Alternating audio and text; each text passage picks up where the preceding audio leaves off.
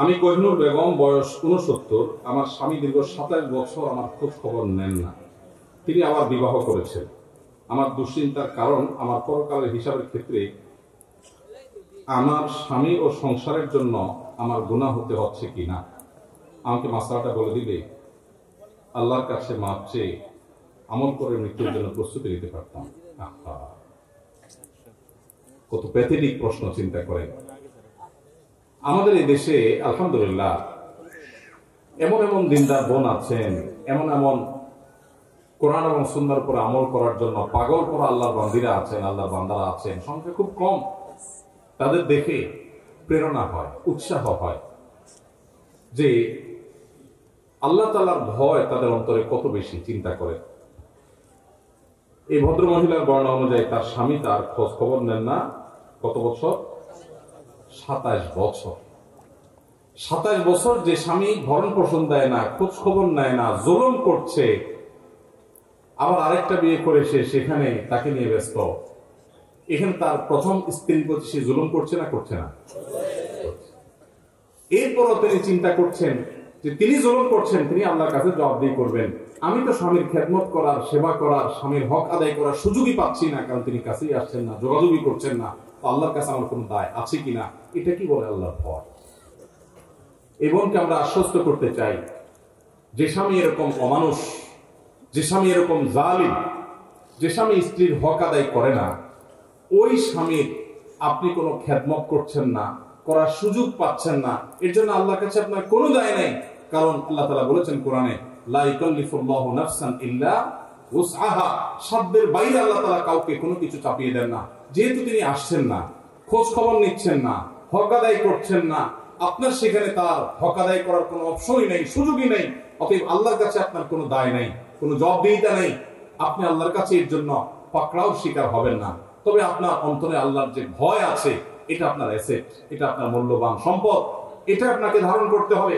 প্রতিটা কাজের ক্ষেত্রে আল্লাহর সামনে দাঁড়াতে হবে, আল্লাহর সামনে দাঁড়াতে হবে, আল্লাহর সামনে জবাবদিহি করতে হবে। এই জবাবদিহিতার বোধ যদি অন্তরে জাগ্রত হয়, এই চেতনার নাম তাকওয়া। আর এই তাকওয়া সম্পর্কে আল্লাহ বলেছেন, ওয়াল আকিবাতু লিত-তাকওয়া। শেষ হাসি হাসবে মুত্তাকিরা। দুনিয়াতে মানুষ, বহু মানুষ হাসবে, ক্ষমতা দখল করে হাসবে, চেয়ার পেয়ে হাসবে, ব্যবসা বাণিজ্যে ভালো করে হাসবে, সুনাম সুখ্যাতি অর্জন করে হাসবে, দুনিয়ার সাকসেস পদচুম্বন করার পর হাসবে। এই হাসির পরে কান্না আসতেও পারে যদি সে জাহান্নামী হয়। কিন্তু ফামান যুহজিহা আনিন নারি ওয়া উদখিলাল জান্নাহ, আল্লাহ বলেছেন, যে ব্যক্তিকে পরওয়ানা শোনানো হবে জাহান্নাম থেকে, যাকে সরিয়ে জান্নাতে ঘোষণা দেয়া হবে, ফাকাদ ফাজ, এ চূড়ান্ত সফল হয়ে গেল। এই ব্যক্তিকে আর কখনো ব্যর্থতার গ্লানি পোহাতে হবে না, তার কোনো শঙ্কা থাকবে না।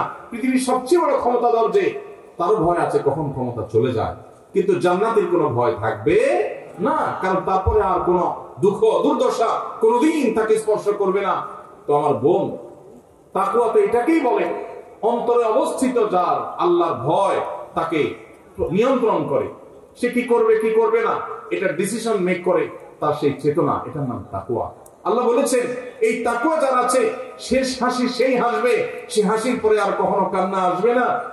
আর আল্লাহ বলেছেন, জান্নাত সম্পর্কে উইদ্দাতুল মুত্তাকিন, মুত্তাকিদের জন্যই তৈরি হয়েছে। কোরআনে আল্লাহ শুরুতে বলেছেন, হুদাল লিল মুত্তাকিন, কোরআন আল্লাহ তাআলা উপকারী করবেন মুত্তাকিদের জন্য। আল্লাহ আমাদের অন্তরে আল্লাহর ভয় লালন করার তৌফিক নসিব করুন। এই বলে সেই জালেম স্বামীকে আল্লাহ তাআলা হেদায়েত দান করুন। অনেক অমানুষ স্বামী আছে এরকম, এক বিয়ে করে বউয়ের ভরণ পোষণ দেওয়ার খোঁজ খবর নাই, আরেক বিয়ে করছে, তার জন্য এই দ্বিতীয় বিয়ে করাটা হারাম। যেই দ্বিতীয় বিয়ে তাকে প্রথম স্ত্রীর অধিকার আদায় থেকে দূরে সরিয়ে রাখে, বহু অমানুষ আছে, আছে না নাই? যে প্রথম বিয়ে করে সেখানে বাচ্চা কাচ্চা হয়েছে বা হয় নাই, কিছুদিন পরে সে যে আরেক বিয়ে করে সেই স্ত্রী নিয়ে, সেই সংসার নিয়ে সে এঙ্গেজ আছে, প্রথম স্বামীর খোঁজ খবরও নিচ্ছে না। আল্লাহ সুবহানাহু ওয়া তাআলা পরিষ্কার ভাবে কোরআনে নির্দেশ করেছেন, ওয়াশিরুহুন্না বিল মারুফ, তোমরা তোমাদের স্ত্রীদের সাথে বসবাস করবে সুন্দরভাবে, যথাযথভাবে, উত্তম রূপে। অমানুষের মতো খোঁজ খবর নিলে না, ভরণ পোষণ দিলে না, আবার তাদেরকে তোমরা তালাকও দিলে না। যদি তালাক দাও, সে অন্যত্র বিয়ে বসতে পারে, অবশ্য কোনো যৌক্তিক কারণ ছাড়া তালাক দিলে সেটা আরেকটা গুনাহের কারণ হবে। আল্লাহ তাআলা আমাদের সবাইকে পরস্পরের হক আদায় করার গুরুত্ব বোঝার তৌফিক নসিব করুন।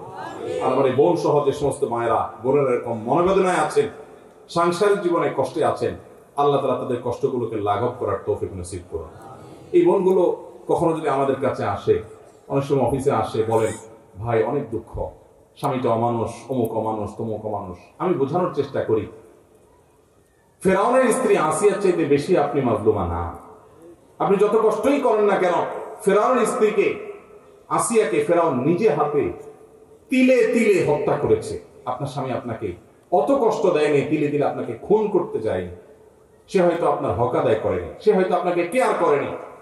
জান্নাত কিসের বিনিময়ে পাবেন? এই সমস্ত স্যাক্রিফাইসের বিনিময়েই তো। ঈমান আমল ঠিক রেখেছেন, এসব কষ্ট সহ্য করেছেন আল্লাহর জন্য, নিজে অন্যায় অপরাধ করেন নাই, বাস এর বিনিময়ে জান্নাত পাবেন। আর যদি মনে করেন স্বামী বেটা বেশি 2 নম্বরই করেছে, যাই আজকেই উকিলের সাথে কথা বলে মিথ্যা যৌতুকের মামলা দিয়ে তারা 14 গোষ্ঠীকে হয়রানি করব, সব হবে না গুনাহ হবে? এই কামও অনেক মহিলারা করে। আল্লাহ তাআলা আমাদেরকে অন্যের অধিকার নষ্ট করার আগে 10 বার যেন আল্লাহর ভয় অন্তরে আমরা জাগ্রত করতে পারি, সেই তৌফিক দান করুন।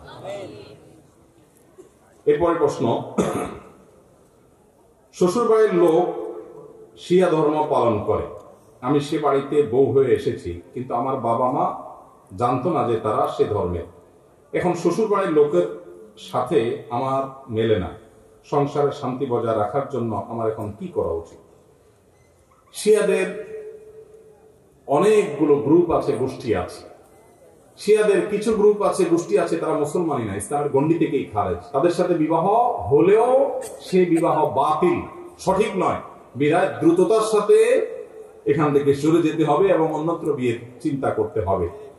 আর যদি সে পর্যায়ে না হয়, গোমরাহ এবং বাতিল ফেরকা হিসাবে শিয়া চূড়ান্ত, কিন্তু ইমানের গণ্ডি থেকে খারিজ হয় নাই, শুধুমাত্র আবু বকর রাদিয়াল্লাহু তাআলার খেলাফত এর উপযুক্ত নাকি আলী রাদিয়াল্লাহু তাআলার উপযুক্ত, এই বিষয় নিয়ে মত পার্থক্য আছে আহলে সুন্নাহর সাথে।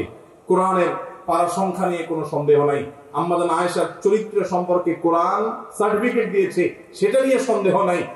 কোর ইমান যাওয়ার মতো যে জায়গাগুলো, সেরকম কোনো জায়গা ঝামেলা নাই যেসব শিয়াদের।